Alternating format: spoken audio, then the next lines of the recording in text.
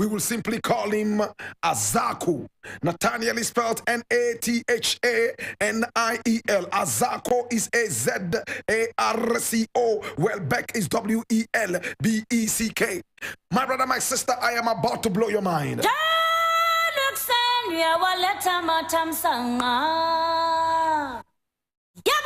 This is the African History class, and today we're talking about Nathaniel Azarco Welbeck. Now, Nathaniel was born circa 1915, only 6 years after Kwame Nkrumah was born, and he was born in Cape Coast.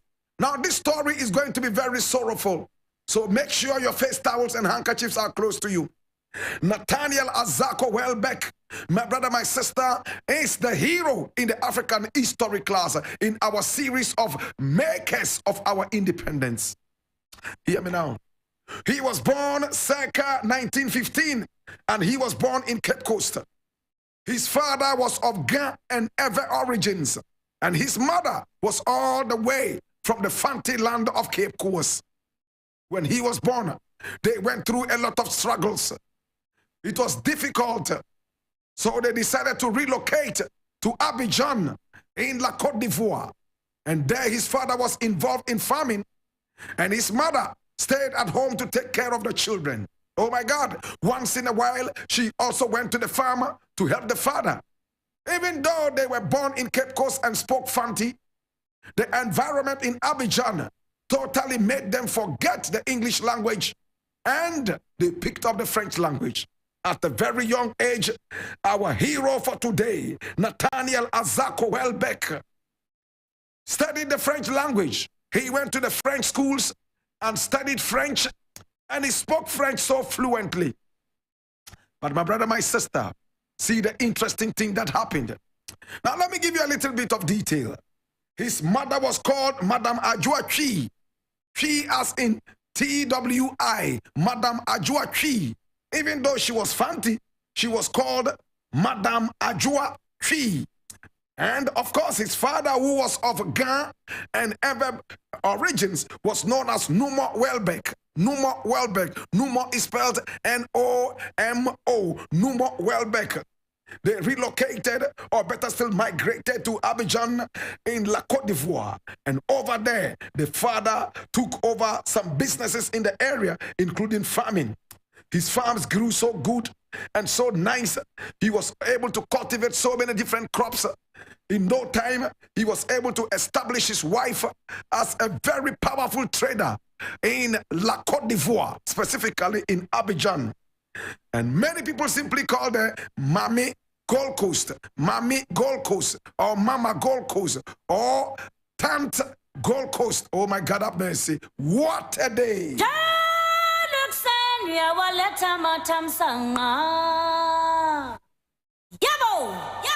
Whilst in the Ivory Coast, specifically in Abidjan, another child was born.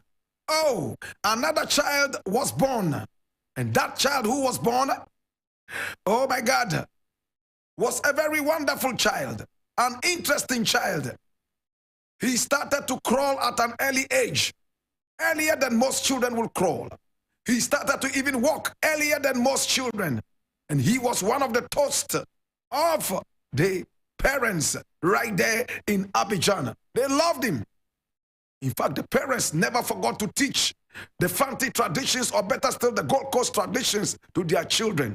So 2 children, my brother, my sister, the hustle was on.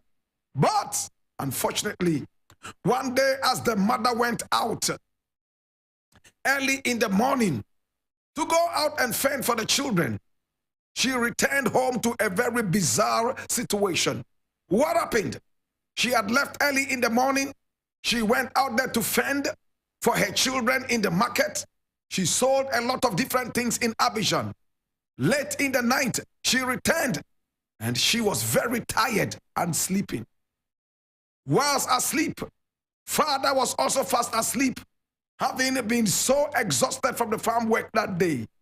There was a fire outbreak in the house. Oh my God. The fire was burning slowly, and then all of a sudden, there was a bonfire. There was so much smoke. It was a neighbor who came in to knock at the door to tell the people from the Gold Coast that, hey, Listen, it looks like there's a fire in your house. Mother woke up and started running around and screaming to get more neighbors to come in. But it was so late in the night, not many people were able to get their reflexes together to come and help with dousing the fire. So the father, Nathaniel Welbeck, was the only person who was running around. First and foremost, he took our hero for today, Azarco, out of the burning house, brought him out and took him to safety. Now the fire had already engulfed the whole place at the time that he returned to pick up the other child. Remember the little child who walked early, crawled early, and walked early? He was able to pick up the child, but as he was running out, he realized that the fire had taken over the whole house and he couldn't find the door. So he threw the child out of the window. And the mother came out with some other people to save this other child.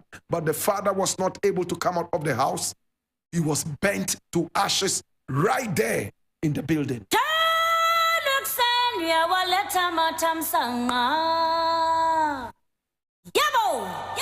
That was how our hero for today, at a very young age of about 6, lost his father in a fire. The father struggled to save the little children. Everything that they had worked for was caught up in the fire. Everything was burnt. Oh my God. So now, without a father, the mother would have to start from the beginning. It was very difficult for the mother. The mother couldn't take care of 2 people. Madam Ajwa decided that she would send our hero for today. Oh my God. Yes, Azarco, all the way back to the Gold Coast to live with a family member.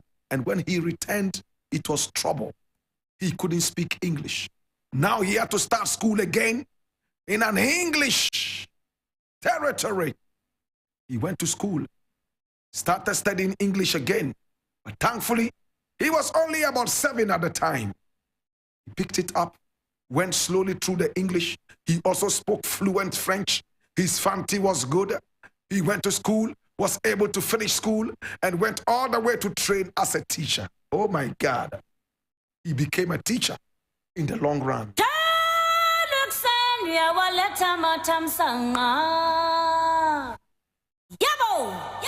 He qualified as a teacher in 1936. Remember, he himself was born in 1915. So by 1936, my brother, my sister, how old was he? He was 21 years old. Am I right? 1936. He was 21 years. He was a young teacher, and he taught in many institutions. Now, the last school he was posted to before, my brother, my sister, was Takrady Methodist School, where he taught, and that was the last school he taught in. Oh, right after teaching there, Kwame Nkrumah discovered him. How did Kwame Nkrumah discover him? He had decided to join the UGCC.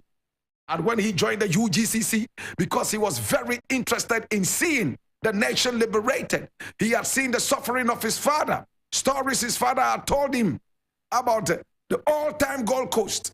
Oh, he was so interested in that and wanted to see the white man leave this country so that there will be self-government. Oh my God. When he joined the UGCC, just after he finished teaching at Takrady Methodist School, he met Kwame Nkrumah, and he and Kwame Nkrumah became acquaintances. Oh my God. That was what happened. Today we're talking about Nathaniel Azarco Welbeck. And see what happened. When Kwame Nkrumah left the UGCC in 1948 and formed his own CPP in 1949, it was Nathaniel Azarco Welbeck who was the first person to also resign from the UGCC alongside Kwame Nkrumah, and he became the founding member of the CPP. I'm talking about the Convention People's Party.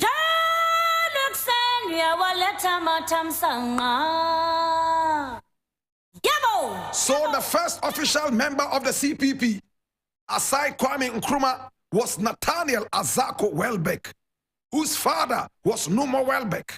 And of course, Madam Ajwa. Oh my God. He and Kwame Nkrumah came together and did so many different things. Kwame Nkrumah loved him. He sent him around as propaganda secretary for the CPP. Oh, remember when Kwame Nkrumah was arrested? On the 12th day of June in 1949. And Welbeck joined the party that same day as its founding member. The day that Nkrumah broke away from the UGCC and founded his own party. That was the 12th day of June in 1949. When the CPP was founded, he became a founding member. Nkrumah was arrested for positive action without violence. And he was also arrested. He went to court and he was jailed for 1 year. That made him an instant hero and a freedom fighter. When he came out of jail, oh my God, somewhere in 1951, he was recognized in the length and breadth of the Gold Coast as a freedom fighter. Somebody endorsed by Kwame Nkrumah. Kwame Nkrumah saw the potential in him and pushed him into so many different places. So when Nkrumah was busily winning elections, he was also winning elections in Cape Coast. He stood as an MP. Yes, today we say MP for Cape Coast. And he won. Oh my God. At that time, it was Kwesi Plange who was taking over Cape Coast. And when he died in 1953, our hero for today, Nathaniel Azarco, took over the Cape Coast constituency. And he became their MP. Oh my God. He was at that time called the municipal member of the Legislative Assembly. When he contested, he won. He contested with Amponsa Dazi of the United Party. Amponsa Dazi lost and he won. Big. And with Nkrumah together, they worked very hard. And when independence finally came, Nkrumah posted him all the way to Congo, where he became the ambassador extraordinary. Oh my God. That was the time Patrice Lumumba had just been deposed. Oh my God. And he was in there doing diplomacy for the beautiful country Ghana. He was a man who was posted into other regions. And in all cases, he worked very hard in the interest of this country. He and Kwame Nkrumah were very close friends. And Nkrumah could trust him on everything. Look at the interesting thing that happened in 1966. When Kwame Nkrumah was overthrown as president of this country, he decided to step out of politics for good. He couldn't see himself in politics without Kwame Nkrumah. When Nkrumah was gone, he also left. He was a great-grandson of Philip Kwaku of Cape Coast. You remember we told his history some time ago? We're going to be telling that some other time to come. He was married to Sarah Andrews, and they had a daughter together. He later got married to Esther Kwam in 1954. My brother, my sister, his hobbies included lawn tennis and stamp collection. Oh my God. He died in the same year as Kwame Nkrumah, 1972.